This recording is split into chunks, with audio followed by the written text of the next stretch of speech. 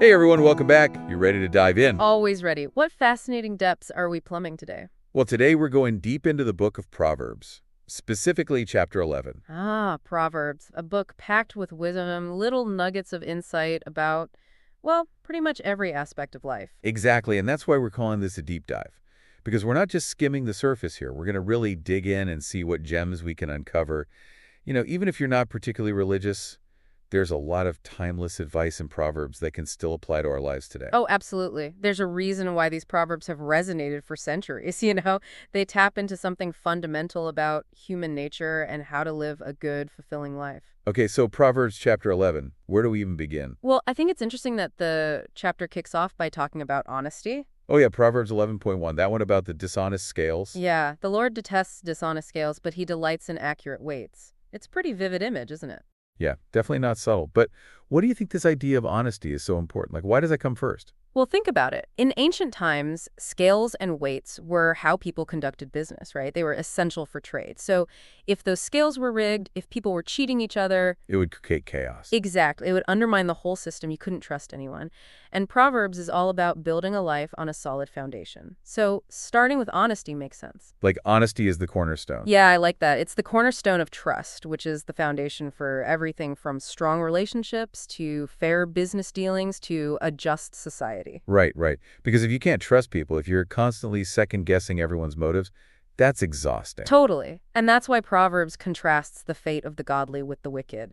The text emphasizes that living with integrity, being honest in your dealings, actually leads to a more peaceful and prosperous life. In fact, Proverbs 11.3 really drives this point home. What does it say? Honesty guides good people. Dishonesty destroys treacherous people. So it's not just about, being a nice person. It's about how honesty literally guides you towards a better path. And dishonesty, well, that leads to destruction. So it's like a self-fulfilling prophecy almost. The way you live your life shapes your destiny. Exactly. Okay, so we've got honesty as a foundation. But what else? What other insights does Proverbs 11 offer? Well, let's talk about wisdom. Oh, good one. I feel like we could all use a little more wisdom these days.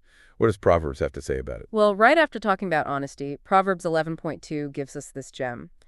Pride leads to disgrace, but with humility comes wisdom. So it's this idea that to be truly wise, you need a dose of humility. Humility, so not thinking you know everything. Right, because when we're full of pride, when we think we have all the answers, we stop listening, we stop learning.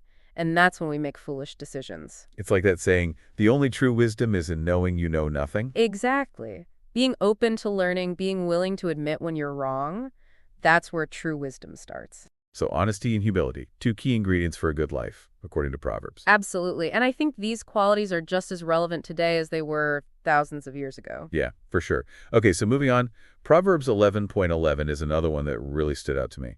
It talks about the impact our actions have on others. Oh, that's a good one that says, upright citizens are good for a city and make it prosper, but the talk of the wicked tears it apart.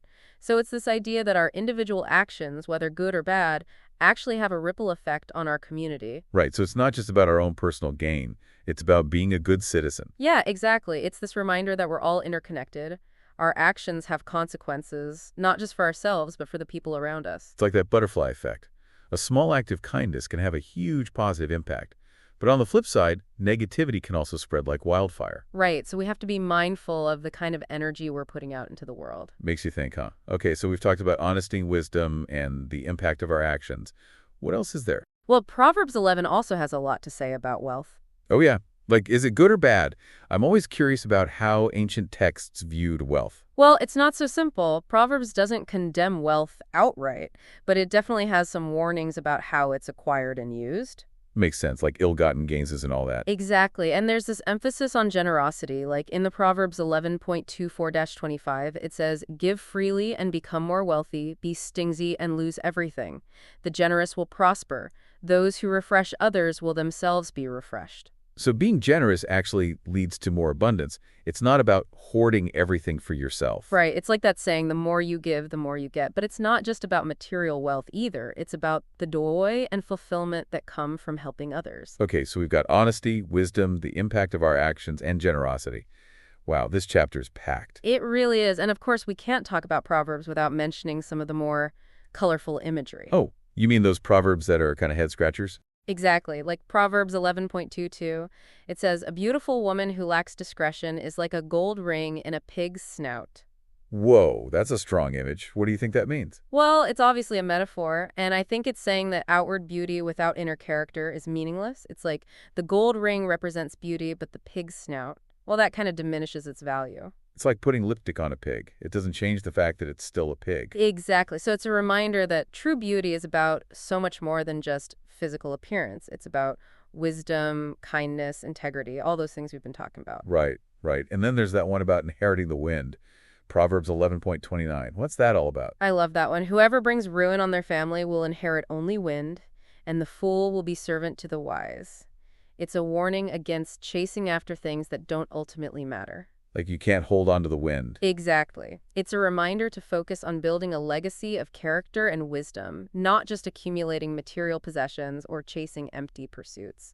Okay, so we've covered a lot of ground here. Honesty, wisdom, the power of our actions, generosity, and even some strange proverbs about pigs and wind. We really have. It's amazing how much wisdom is packed into just one chapter of Proverbs. It really is. So before we wrap up, I want to ask you, what's the one key takeaway from Proverbs 11 that you think our listeners should remember?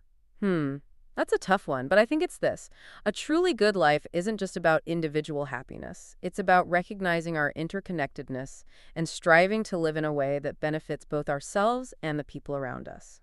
And Proverbs 11 gives us a blueprint for how to do that. That's a great way to put it. And speaking of blueprints, Proverbs 11.31 leaves us with a final thought-provoking question. It says, "If the righteous are rewarded here on earth, what will happen to wicked sinners?"